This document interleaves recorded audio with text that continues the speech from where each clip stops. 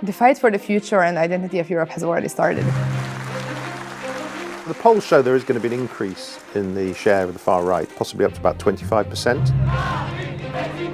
The balance of power is going to shift. Mass migration, energy, politics, freedom of speech. People want to have a change of politics. If you want to have a strong European Union, then you cannot vote right-wing. You can't. Alors nos hommes politiques, on les côtoie, ils écoutent. Après, je suis pas sûr qu'ils entendent. L'Europe, ça reste qu'une somme de contraintes. A right-wing coalition could water down regulation to protect the environment. It's also a key moment in terms of the trajectory of Europe in the context of a war that's happening on its doorstep. The polls are really troubling a lot of people. The stakes are very, very high.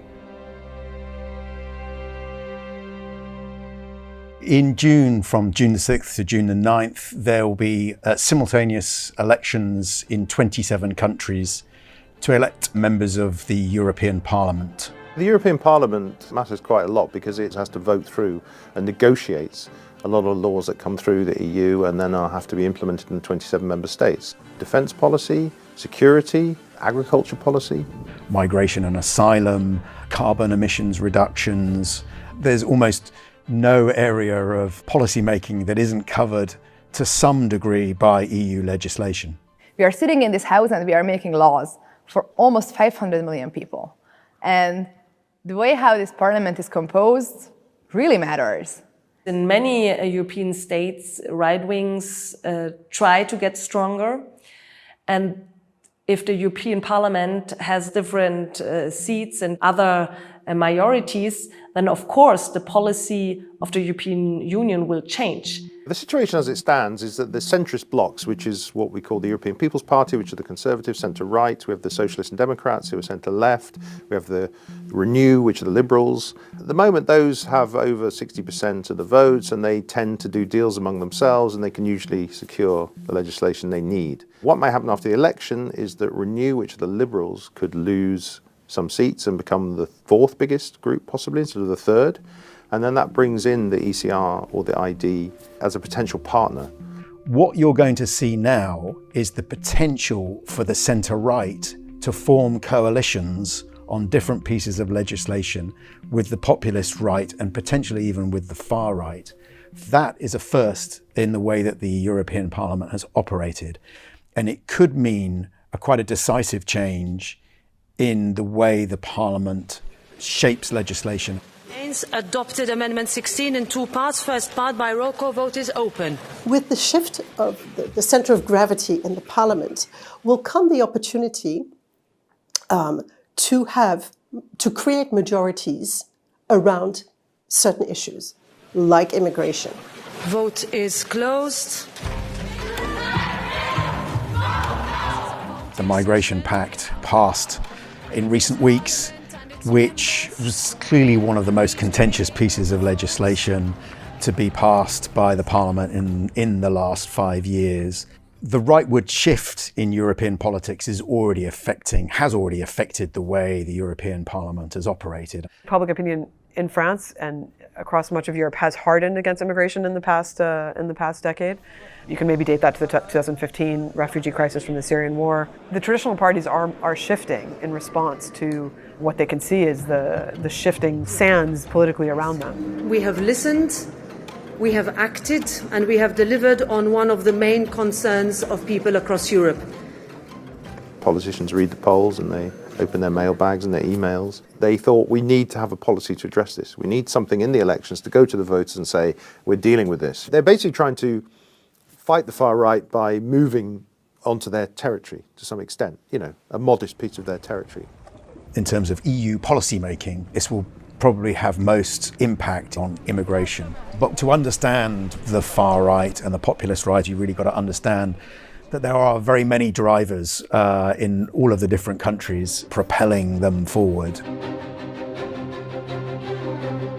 Far-right parties across Europe are polling strongly. We still don't really know what that will practically mean in the political direction of the EU and the Parliament, in part because the far-right parties in Europe are not uniform. There's different ones in each country and they don't actually all stand for the same thing.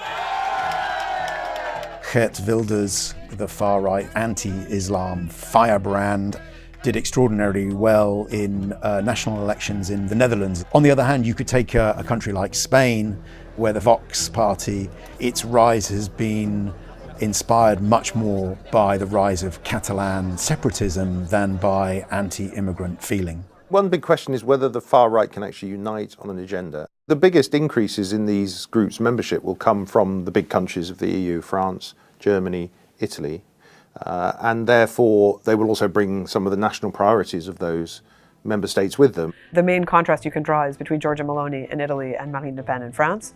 They're both far right on paper, but Meloni is obviously now in power at the top of a coalition. She has played the game to many people's surprise, and the discipline of governing ensures that you have to make rules and follow things and vote for things you might not agree. I mean, for Le Pen, that contrast is quite stark, right? She's still outsider and trying to climb that last sort of bit of the stairs. The Rassemblement National, under the Le Pen leadership, has been through this process of trying to normalize themselves. In French, they call it dédiabolisation, which literally means to detoxify the party. Everything they do has to be seen through that lens. They're trying to prove to voters that they can govern and that they're ready.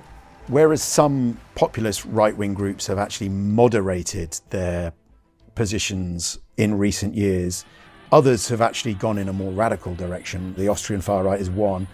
The other really noticeable one is Alternative for Germany. They've gone in a different direction to the RN. And that's why I think Marine Le Pen distanced herself from Alice Weidel and the leader of the AfD and from the party itself. Le Pen's party even said recently it was no longer prepared to sit with the AfD in the European Parliament because it deemed it too radical. Over the years that I've covered them, they've become more right-wing, more tainted by this sort of far-right ideology. And that makes them fascinating as a sort of case study. The AfD's rise last year was very much propelled by public concern over immigration, but that's not by far the only issue. There's clearly more to the AfD's appeal. I think in Germany particularly there's been a big backlash against the green measures. In Germany, 2023 was very, very difficult for Scholz's coalition government. They passed laws which were considered extremely unpopular, like, for example, the very controversial heating law, which was supposed to persuade people to switch from gas and oil-fired boilers to heat pumps.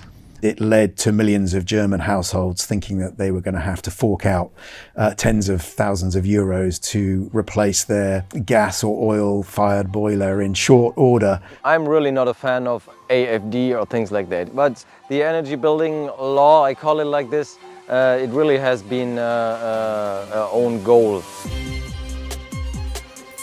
My name is Leon Hinniger. I'm a professional show jumper, and this is my lifetime project. We're here making everything new, new riding areas and building a new stable and things like that. A heat pump for us was the most efficient thing in our energy mix, because you put 1 kilowatt of electricity in and you get 2 kilowatts of thermal energy out of it.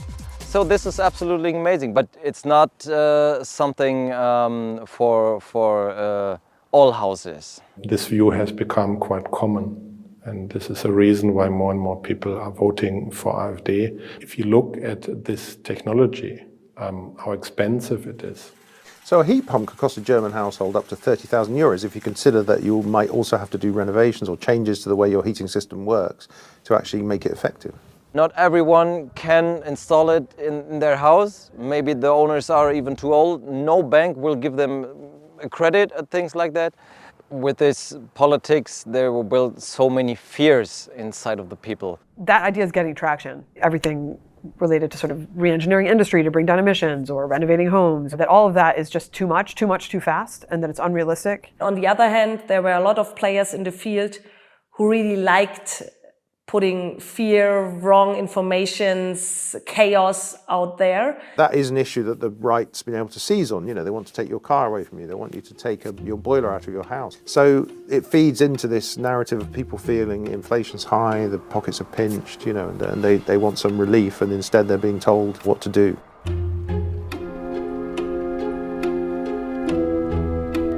What we've seen in recent weeks is that the Greens have really become a casualty of this sort of widespread anger at government policies.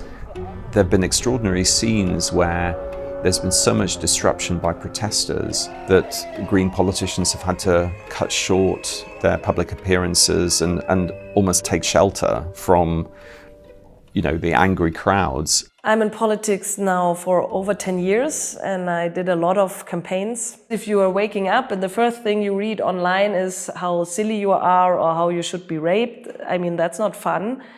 And then if the threats in real life are getting closer to you, that's also something which is hard.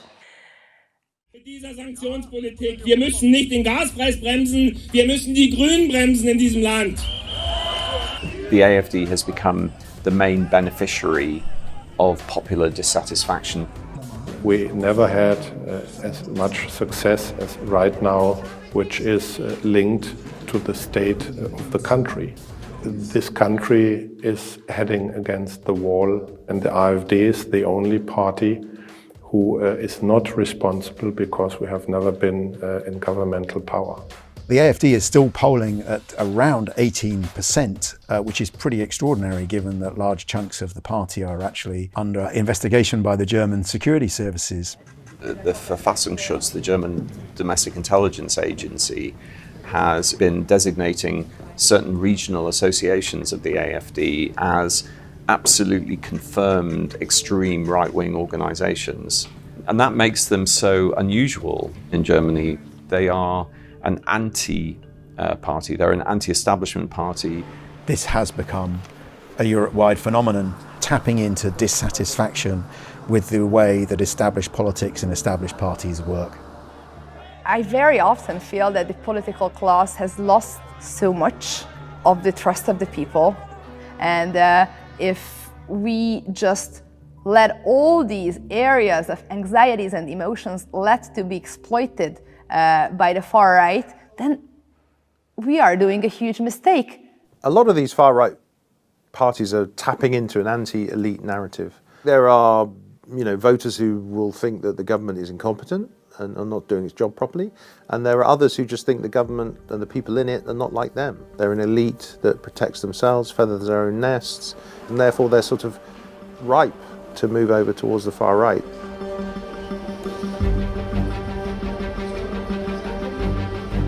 Populist and anti-establishment parties tend to do quite well in European parliamentary elections because voters will use them to cast a protest vote. France is the obvious example of that, where Marine Le Pen's Rassemblement National is the biggest opposition party in parliament. Going into the European elections, they have a really big polling lead, so they're polling first in terms of polling intentions. We're still a bit far out, but they're polling at around 30% of the electorate. And is setting itself up as an alternative to the sort of centrist brand of politics espoused by Emmanuel Macron. I do think that the RN vote, for some people, is a protest vote. So it gives people a chance to say, we don't like the way the elites are governing us. So it's an essentially sort of, has that element of just like, I want to tear things down. There's this emblematic moment every year in France. It's a farm fair called the Salon d'Agriculture. And it's a ritual that the president opens it on the first Saturday, and then there's a parade of politicians that go all throughout the week. It's in this massive conference hall on the outskirts of Paris. And this year it was marked by the protest movement.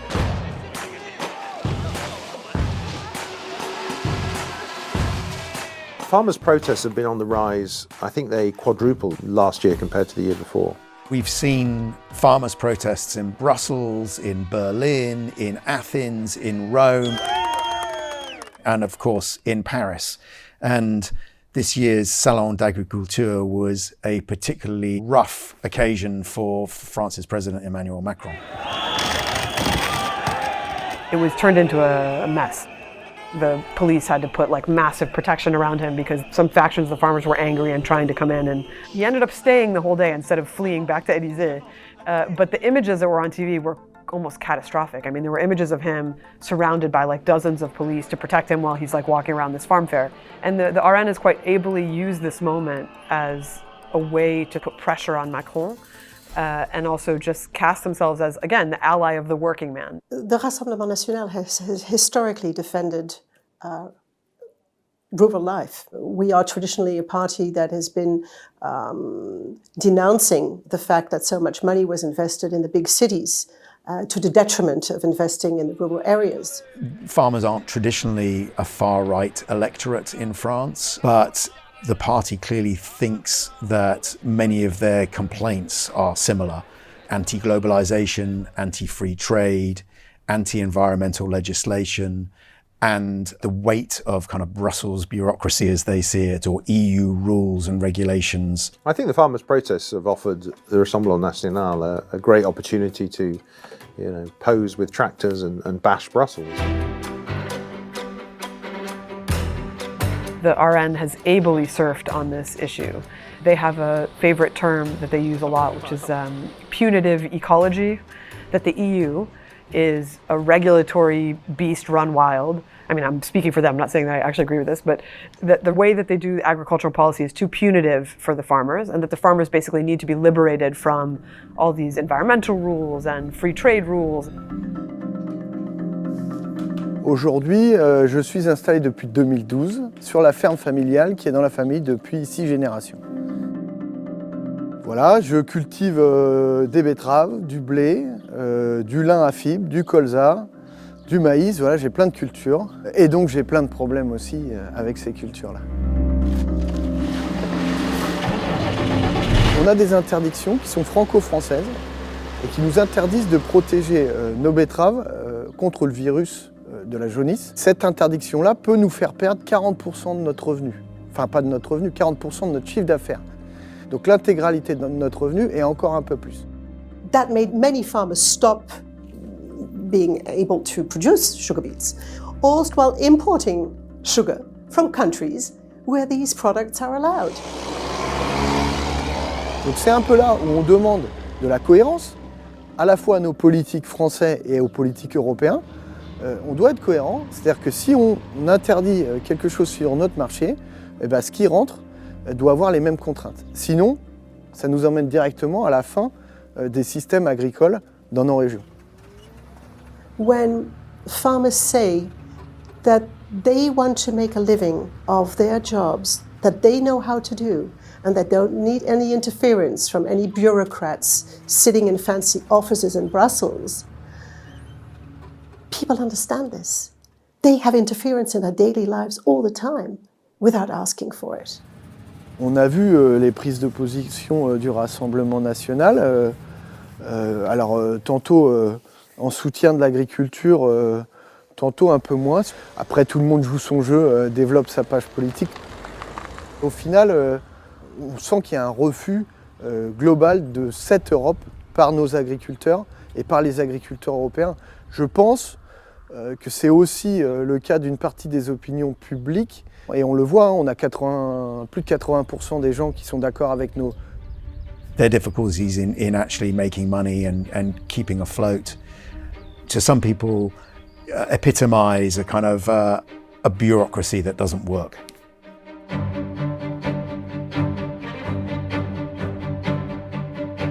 The populist right, if we can put it like that, is divided up into two groups. The identity and democracy, which are the more hardline, Eurosceptic, anti-immigration, anti-EU, far-right parties. They have people like Rassemblement National from France, Marine Le Pen's party. The other parties don't really collaborate with them, they don't involve them in the decision-making process. They tend to be disruptors from the outside. The European Conservatives and Reformists, that's run by Giorgia Meloni of Italy, are more inside the tent. They chair committees, they produce reports, they vote on laws. If we were talking about one far-right group, and if you joined the Identity and Democracy and European Conservatives and Reformists, they would be almost the biggest party. That would be a completely different situation. They would have a lot more power, but we're not in that situation. And as they are divided, they are a lot less influential than they could be. We are different groups, obviously. We have on a side the EPP, on the other side the ID. These are the groups more similar to us, but especially with the idea we have some important differences. There are all sorts of disagreements and disputes between Meloni and Le Pen and between different parties within their factions. They obviously are nationalists, so it makes it hard to cooperate on transnational issues. Attitudes towards Russia and the war in Ukraine are, if you like, the great schism that runs down far-right and populist right parties in Europe. The European Council reconfirmed Europe's unwavering commitment to stand with Ukraine. We will support them with the necessary funding and provide them with the much-needed predictability they deserve. On the key issue of Russia and Ukraine and how does Europe deal with this existential challenge on its doorstep, Meloni is on the von der Leyen-Macron line, which is like, support Ukraine, arm Ukraine, Russia must be defeated. If they fall, we risk a domino effect so that all the Europe could be on fire. Marine Le Pen is on a line which is much more, I would say, muddy. Our position on Ukraine is we need peace. We need peace.